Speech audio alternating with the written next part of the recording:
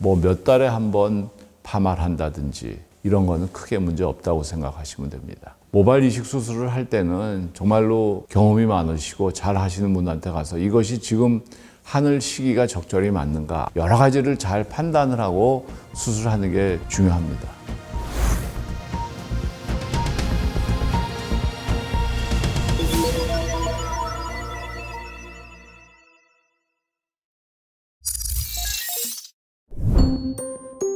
염색과 파마가 탈모에 영향을 주나요?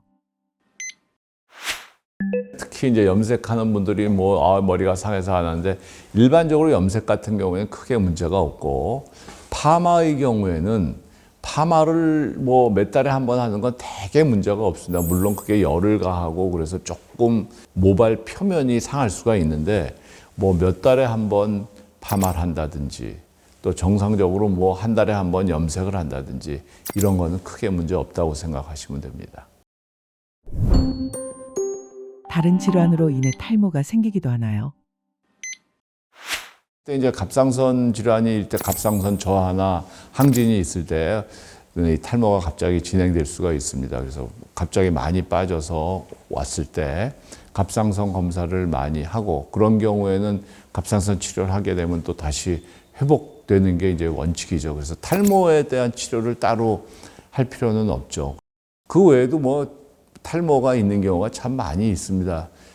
최근에 많은 분들이 겪었지만 우리가 코로나를 전 국민이 많이 알았죠. 그런데 코로나를 앓고 나면은 꼭 비단 코로나뿐만이 아니라 이제 질환을 알아서 우리가 잘 못 먹게 되고 영양 섭취 잘 못하고 심하게 이제 앓게 되면은 그런 걸로 인해서 탈모증이 오는데 이런 걸 우리가 휴지기 탈모증이라고 그러죠. 그래서 코로나의 경우에는 그냥 휴지기 탈모증이 심하게 앓고 그것 누구든지 생길 수 있는 그러한 걸로 인해서 이 탈모가 많이 생기지 않았을까. 그런 것뿐만이 아니라 수술을 하고 나서 오랫동안 누워있고 식사를 잘 못하고 영양 공급이 따진다 그러면은 탈모가 오죠.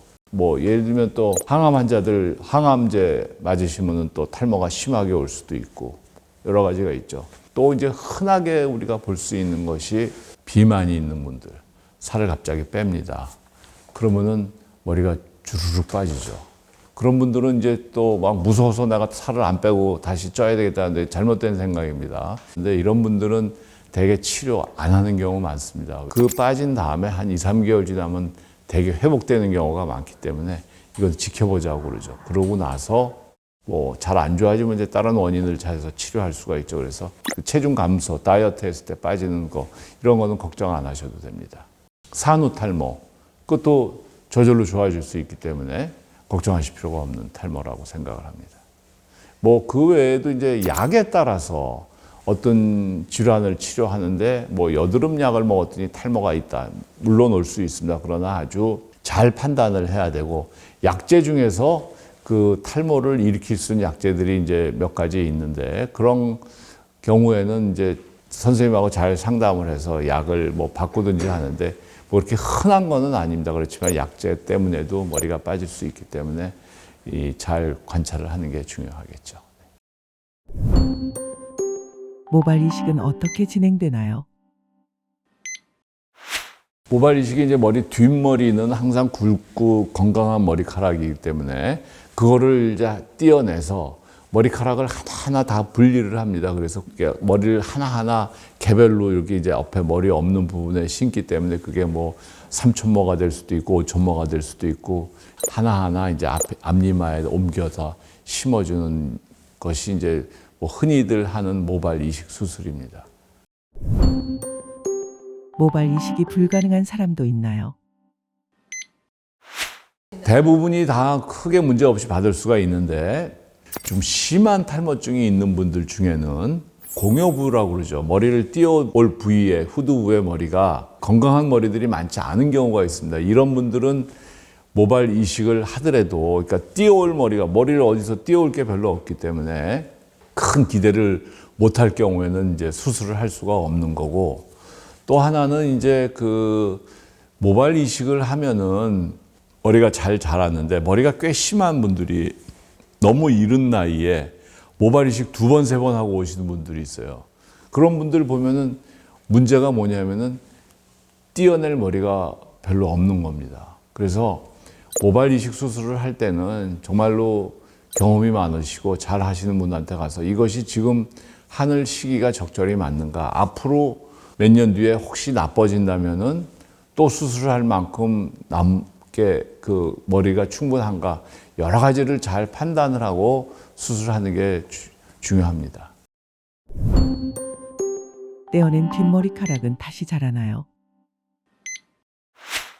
뒤에는 머리가 나질 않습니다. 절개라는 건 이렇게 이만큼을 띄어내고 꼬매서 하기 때문에 그 자리에 없어지는 거고, 비절개도 마찬가지로 거기에 있는 머리카락을 완전히 드러내기 때문에 그 자리에는 머리가 나질 않습니다. 그렇지만 이제 쉽게 설명하면 이제 논에 뭐가 많은데 중간중간에 몇 개를 뽑았다고 해서 표시가 안 나듯이 뒤에 머리도 이렇게 모내기 하듯이 하나하나 뽑으면은 사실 거의 표시가 안 납니다. 이식한 모발이 다시 빠지기도 하나요? 자, 이식한 머리카락은 계속 빠집니다. 계속 빠지고 자라고 반복을 하는데, 그거를 우리가 느끼질 못하고 살아가듯이 이식해놓은 머리카락도 계속 자라고 빠지고 하지만은 걱정하실 필요는 없습니다.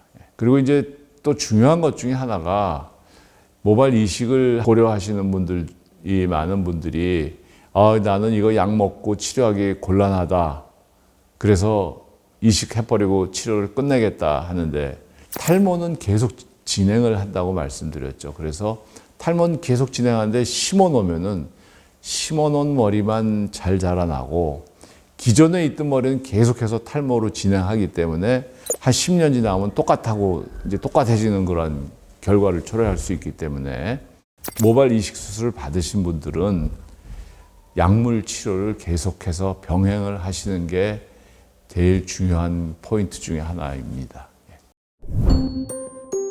머리를 매일 감는 게 탈모 방지에 좋을까요?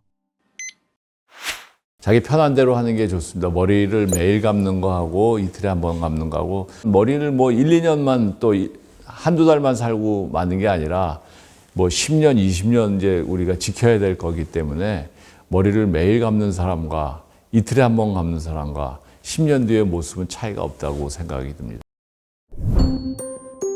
두피 스케일링이 탈모 완화에 도움이 되나요? 두피 관리를 이제 많은 분들이 하고 두피 관리 샵들이 뭐 많이 있는데, 사실은 머리 빠지는 거하고 탈모가 진행되는 거하고 두피 질환, 두피하고 그거를 동일시하기 때문에 그런 문제가 생기는데, 두피 관리를 아무리 하더라도 탈모는 머리 저 밑에서 진행이 되는 거기 때문에, 그거를 두피 관리를 열심히 한다고 해서 탈모 진행을 막거나 호전시킬 수 없다고 생각을 합니다. 검은 콩이 탈모 완화에 도움이 되나요?